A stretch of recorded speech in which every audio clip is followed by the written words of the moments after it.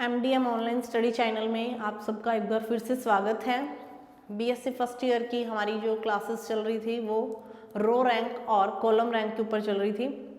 हमने last class जो थी वो कॉलम रैंक और रो रैंक यानी कि स्तंभ जाति और पंक्ति जाति ज्ञात कैसे की थी, उस लास्ट क्लास में हमने ये पढ़ा था।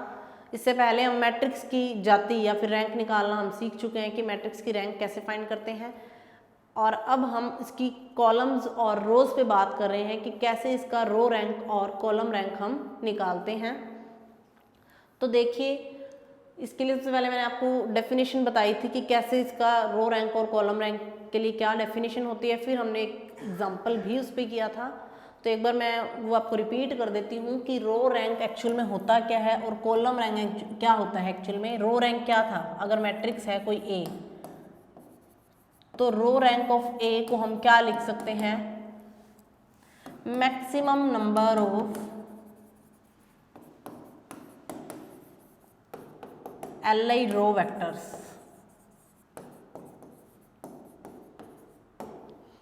अधिकतम एलआई पंक्ति सदिश होंगे जो वही क्या होंगे, उस रैंक के उस मैट्रिक्स की रो रैंक होगी।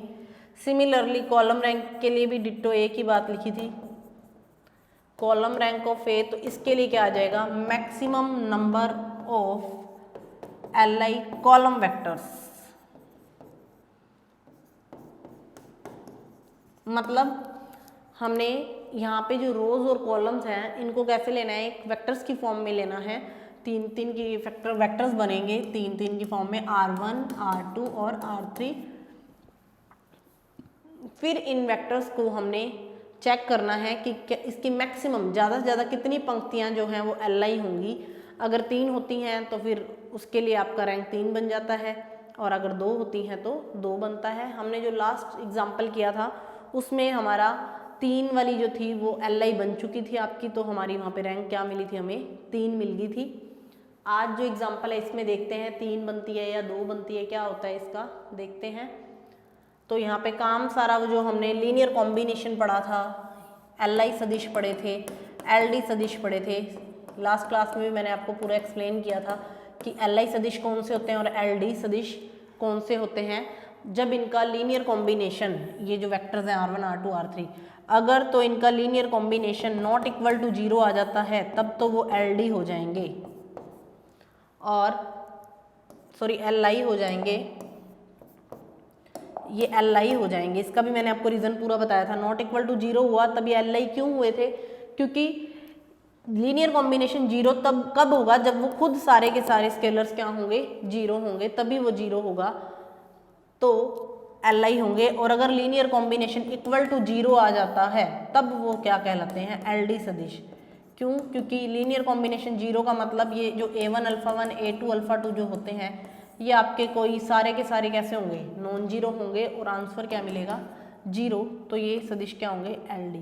मतलब इन शॉर्ट आपको इतना ध्यान रखना है कि अगर linear combination not equal to 0 तो एलआई, और अगर लीनियर कॉम्बिनेशन 0 तो एलडी। तो इसी पे अब आज क्वेश्चन की स्टार्टिंग करते हैं कि मैट्रिक्स दे रखी है आपको ए, इसके लिए क्या कह रहा है कि इसका रो रैंक और कॉलम रैंक दोनों फाइंड करो। तो फर्स्ट ऑफ ऑल आप इसके पहले पंक्ति सदिश देख लीजिए कौन कौन से हैं। मैं वापस इसको यहाँ पे क्वेश्चन को लिख रही हूँ एक बार। क्या है आपका 2 1 -1, 0 3 -2 और 2 4 और -3। तो R1 की वैल्यू क्या है यहाँ पे 2 1 और -1, R2 की 0 3 और -2, R3 की 2 4 और -3। तो मैंने आपको बोला था करना क्या, आपने इन सदिशों का यूज करते हुए इसको प्लस करो, गुना करो किसी से, ये तीनों लीनियर कॉम्बिनेशन तीनों का क्या बनाने की ट्राई करनी है, 0 बनाने की करनी है। अगर ये 0 बन जाता है तो ये एलडी हो जाएगा। अगर नहीं बनता, आपने गुना भाग तो क्या होगा, गुना जोड़ जो भी आपने किया यहाँ पे, फिर भी वो 0 नहीं आ रहा तो फिर वो आई सदिश होंगे हमारे। तो अब यहाँ पे देखिए, पहले आप लोग इस R3 में से R1 को माइनस करके देखिए, क्योंकि ये 0 हो जाएगा डायरेक्टली। तो क्या आ जाएगा 0, और ये आ जाएगा 3 और ये आ जाएगा -3 + 1 यानी -2। जैसे ही R3 में से R1 किया तो बहुत ही ईजी हो गया हमारा काम। ये दोनों देखो एक जैसे बन गए ये दोनों। तो अब आप इसको दे दो इक्वेशन नंबर 1। अब आप इक्वेशन नंबर 1 में से ये जो इक्वेशन नंबर इसको A, B और C दे दो, B माइनस कर दो इक्वेशन नंबर B। ऐसा करने से क्या होगा, ये देखिए पूरी टर्म 0 हो जाएंगी। 3 में से 3 गया 0, -2 में से 2 गया 0, यानी R3 minus R1 minus R2, यूँ बोल सकते हैं कि R3 माइनस R1 में से मैंने ये R2 माइनस कर दिया। जैसे ही माइनस किया तो क्या मिल गया, 0 0 0। मतलब ये जो R1, R2 और R3 हैं, इनका जो लीनियर कॉम्बिनेशन है ये हमारा कैसा आ गया, इक्वल में 0 आते ही क्या बन जाते हैं, ये LD बन गए। अतः आप ये लिख सकते हो, अतः R1, R2, R3 जो हैं LD सदिश हैं। क्यों हुए ये LD, देखिए यहाँ पे वैल्यूज क्या आ रही है, A1 की 1, A2 की भी 1 और A3 की भी 1, तीनों ही नॉन जीरो हैं और आंसर क्या आ रहा है 0। मतलब ये सदिश LD हैं। LD हैं तो मतलब आपको इसके अब 2-2 वाली मतलब मैक्सिमम नंबर, हमें रैंक की डेफिनेशन क्या पड़ी है, रो रैंक की डेफिनेशन क्या होती है, रो रैंक क्या होता है, maximum number of Li row vectors. तो आपको यहाँ पे दिख गया कि 3 वालों पे जब हमने काम किया तो 0 आ गए, मतलब ये तो Li सदिश नहीं है, तो 3 तो इसकी रो रैंक नहीं होगी। अब 2 वाले देखिए, 2 वाले कितने हैं आपके पास, R1, R2 और R3। मतलब पहले R1, R2 को चेक कीजिए क्या ये Li है या LD, फिर इन दोनों को चेक करिए क्या ये Li है या LD, फिर इन दोनों को चेक कीजिए कि R1 और R3 Li है या LD। तीनों के लिए देखना पड़ेगा कि अगर तीनों के लिए कोई एक भी Li मिल जाता है आपको तो ये क्या होंगे, इसकी रो रैंक आपको मिल जाएगी। मतलब मैक्सिमम नंबर ऑफ आपकी Li रो वेक्टर्स कितने होंगे, फिर 2 होंगे। 2 होंगे तो आपका रैंक भी क्या होगा, 2 होगा। रो रैंक क्या आ जाएगा, 2। मतलब आपको यहाँ पे करना क्या है कि R1, R2 को देखा, अगर ये Li है तो ठीक है, फिर इन दोनों को भी देख लीजिए, ये भी Li हो जाएंगे। हो सकता है कोई एक LD भी आ जाए तो कोई प्रॉब्लम नहीं है। आपने 2 के लिए देखा, अगर सारे के सारे LD आएंगे तो अलग प्रॉब्लम आएगी, वो ऐसे केस आपको कम ही मिलेंगे। आपको तीनों के तीनों ही R1, R2, R2, R3, R3, R1 तीनों ही LD मिल जाएं। ऐसा केस बहुत ही रेयर, होता ही नहीं ऐसा केस, मुश्किल ही है। लेकिन आपको ध्यान ये रखना है कि इनमें से आपके अगर ये मैक्सिमम नंबर ऑफ Li आ जाते हैं तो ये आपके पंक्ति जाती वहाँ पे 2 हो जाएगी। मतलब कोई 2 या 3, 2 पे भी अगर आप चेकिंग कर लेंगे, अगर दोनों Li आ रही हैं तो मतलब पंक्ति जाती 2 हैं। तो 3 के लिए आपको समझ में आ गया होगा कि R1, R2, R3 के लिए जब हमने इनको तीनों को माइनस किया, R3 में से R1 और R2 को माइनस किया तो इक्वल में क्या आ गया, 0 0 0, यानी लीनियर कॉम्बिनेशन को मैं लिख सकती हूँ कि 0 आ गया। जैसे ये 0 आया तो R1, R2, R3 कैसे बन गए, LD सदिश बन गए। तो अब 2-2 पे हम काम शुरू करेंगे। 2-2 के लिए देखिए, पहले R1 और R2 फिर R3, तीनों की वैल्यू देखते हैं क्या क्या है। तीनों की वैल्यूज देख लेते हैं क्या है, 2 1 -1, फिर है 0 3 -2 और फिर है 2 4 -3, ये आपकी वैल्यूज। तो देखिए इसको भी आपको वही 0 बनाना है कि ये 0 बनते हैं या नहीं बनते।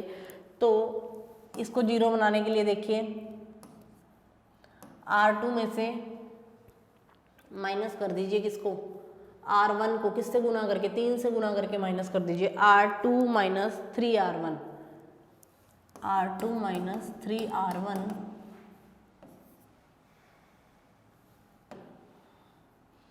तो ये टर्म आपकी क्या बन जाएगी, माइनस का 6, ये 0 बन जाएगी, और ये माइनस का 2 और माइनस का 3 प्लस हो जाएगा, यानी 1 बन जाएगा।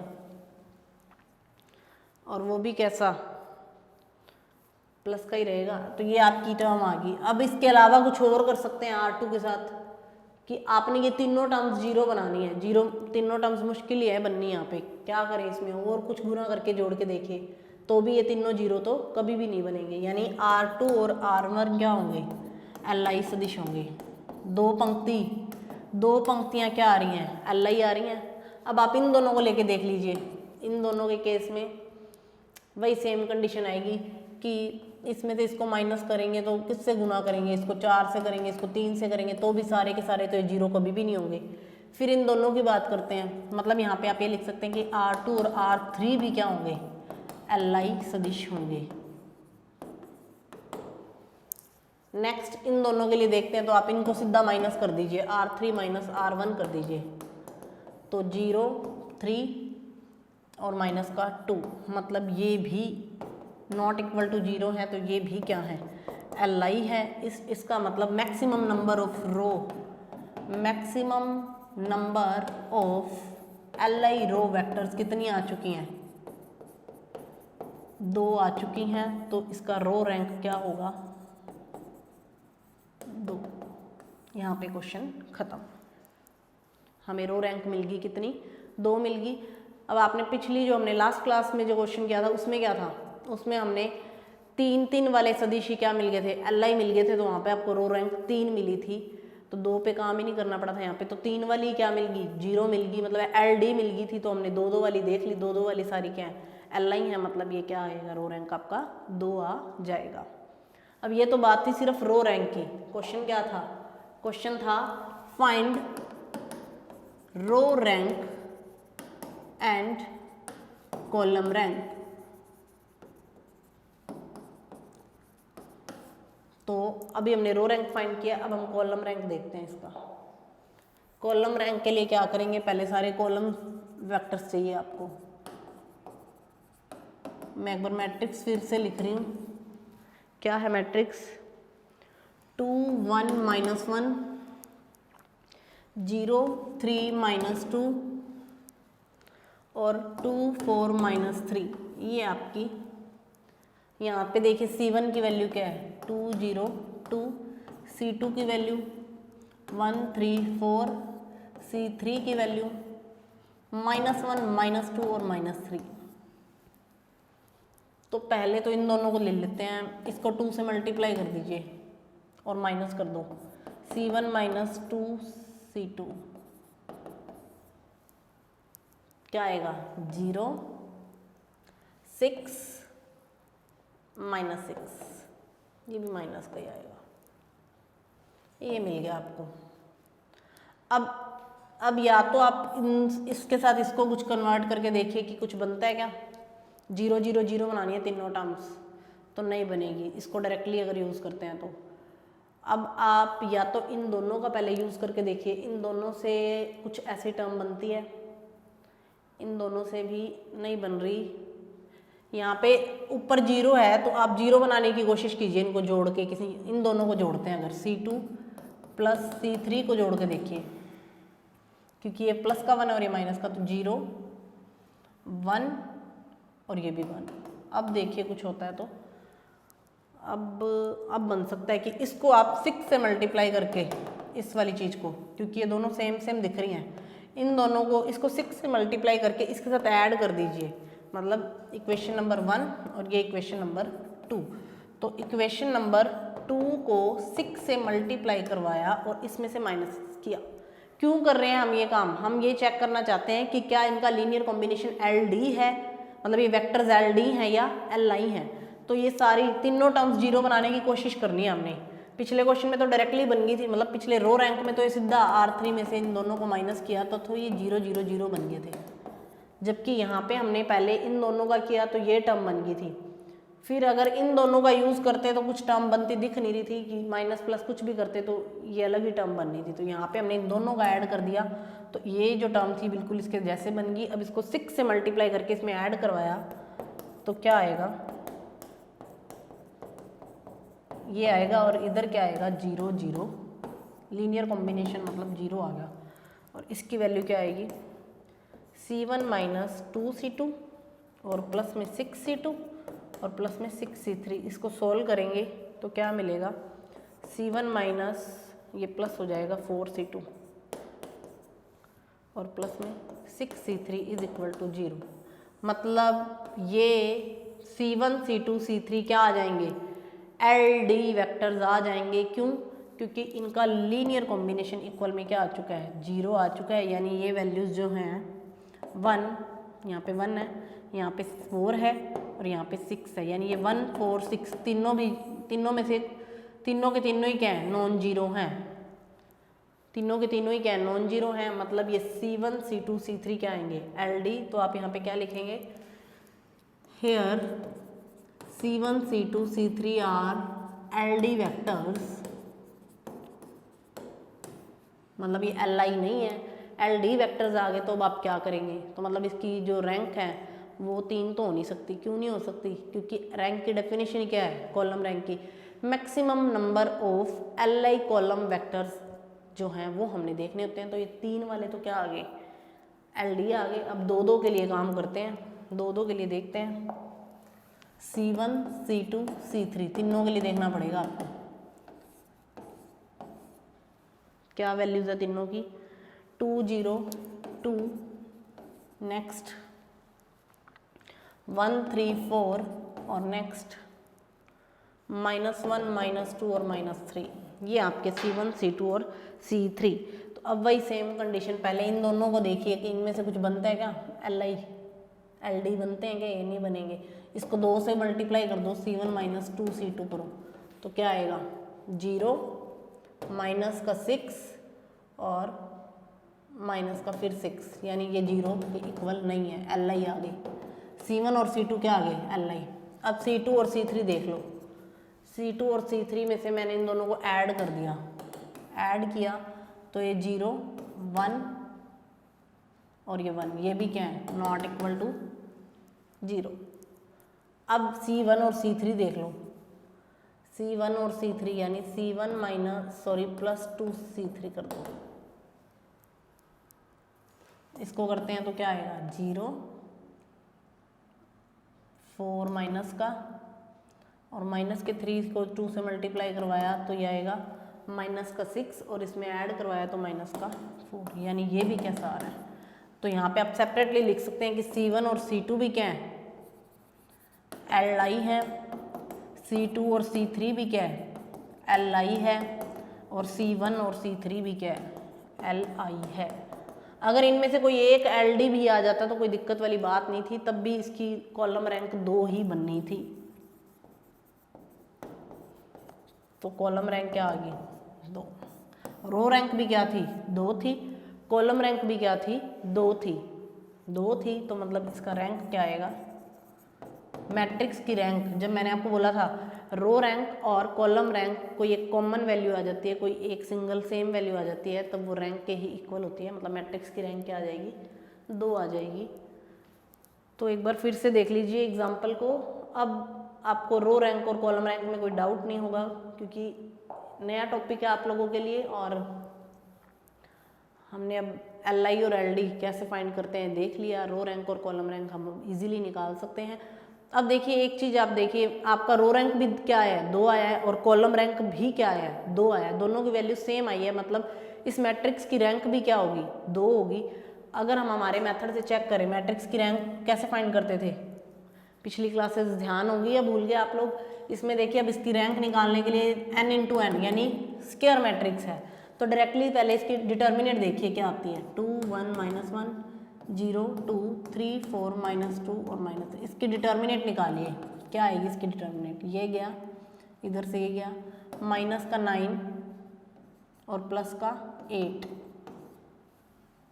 फिर इसके लिए करो, ये गया और ये गया, मैंने ये वाला कॉलम लिया है तो ये 0 ही हो जाएगा, इसको छोड़ो। नेक्स्ट इसके लिए काम करते हैं, तो ये गया यानी माइनस का, ये वाला लिया मैंने माइनस का 2 और इधर क्या आएगा प्लस का 3।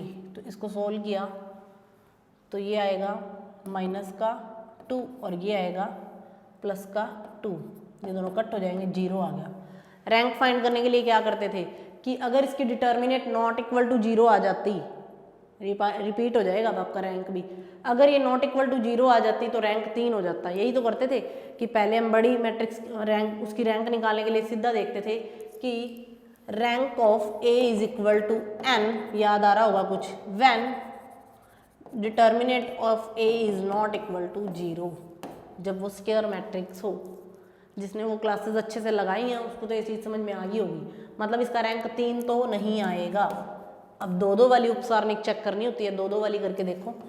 तो 3 दूनी 6 माइनस 1 और सॉरी माइनस का 0 6। अब 2-2 वाली में से क्या देखनी होती थी, कम से कम कोई एक कैसी मिल जाए, नॉन जीरो मिल जाए, जिसकी डिटर्मिनेट की वैल्यू क्या हो, नॉट इक्वल टू 0। तो 6 माइनस 0 यानी 6 और इसका करें माइनस का, यानी सारी नॉन जीरो ही आएंगी, ऑलमोस्ट सारी नॉन जीरो आएंगी। तो इस मैट्रिक्स की रैंक भी क्या होगी, 2 होगी। जो मैंने आपको भी बोला था कि जब रो रैंक और कॉलम रैंक सेम हो तो रैंक भी वो उसके बराबर होती है। और हमने फाइंड भी करके देख लिया कि ये बात सही है। 3 तो इसकी रैंक आ नहीं रही, इसकी रैंक क्या आएगी, 2 आएगी। तो रो रैंक और कॉलम रैंक के क्वेश्चंस आज हमने किए। ये रोज के लिए काम किया था सारा पहले। अब आपको इस समझ में आ गया होगा कि ये कैसे आपको प्लस माइनस करने हैं इनको जीरो बनाने के लिए। अगर बन जाते हैं जीरो इजीली तो फिर एलडी बन जाते हैं वेक्टर्स। अब ये जीरो नहीं बन रहे थे तो ये क्या थे, एलआई सदिश थे, तो रो रैंक 2 मिल गई थी। सेम कंडीशन कॉलम के लिए, कॉलम के लिए भी C1 C2 C3 3 थे, तीनों को हमने प्लस माइनस किया कि इसकी वैल्यू जीरो आ जाए तो मिल गई हमें जीरो। जीरो मिलते ये वेक्टर्स क्या हो गए थे, एलडी हो गए थे और ये सारे क्या थे, एलआई थे। तो ये क्वेश्चन हमारा कंप्लीट हुआ। एक क्वेश्चन आप लोगों के लिए खुद आप ट्राई कीजिए। क्वेश्चन क्या है, ताकि आप लोगों के लिए नए टॉपिक की प्रैक्टिस भी हो जाए। 1 2 3 1 2 4 6 2 1 2 3 2। वही इसमें आपको रो रैंक और कॉलम रैंक फाइंड करने हैं। तो आप इसका रो रैंक और कॉलम रैंक फाइंड करना और कमेंट्स में बताना कि आपका क्या निकला है यहाँ पे रैंक। मेथड वही सेम रहेगा, R1 R2 R3 3 है, बस कॉलम यहाँ पे 4 है, अलग अलग कॉलम है। तो पहले इन तीनों की हेल्प से इसको जीरो बनाना, अगर नहीं बनता तो 2-2 के लिए चेक कर लो। 2-2 के केस में मैंने आपको बताया कि एलआई मिलने चाहिए, कोई एक एलडी मिल जाए तो कोई दिक्कत वाली बात नहीं है। ऐसा नहीं हो कि सारे ही एलडी मिल जाए, सारे एलडी आपको नहीं मिलेंगे। तो इसको आप सोल्व करना क्वेश्चन को, आप लोगों के लिए ये क्वेश्चन। तो रो रैंक और कॉलम रैंक आपको इजीली समझ में आ जाएगा अब। तो आज की क्लास में इतना ही। नेक्स्ट क्लास में हम इसके नए टॉपिक के साथ मिलेंगे, मैट्रिक्स का एक नया चैप्टर या नया टॉपिक लेकर आएंगे। तो ये क्वेश्चन आप प्रैक्टिस ज़रूर कीजिए क्योंकि आपकी प्रैक्टिस भी बहुत ज़रूरी है। तो ज़्यादा से ज़्यादा इन वीडियोज़ को शेयर कीजिए। Thank you so much, have a nice day.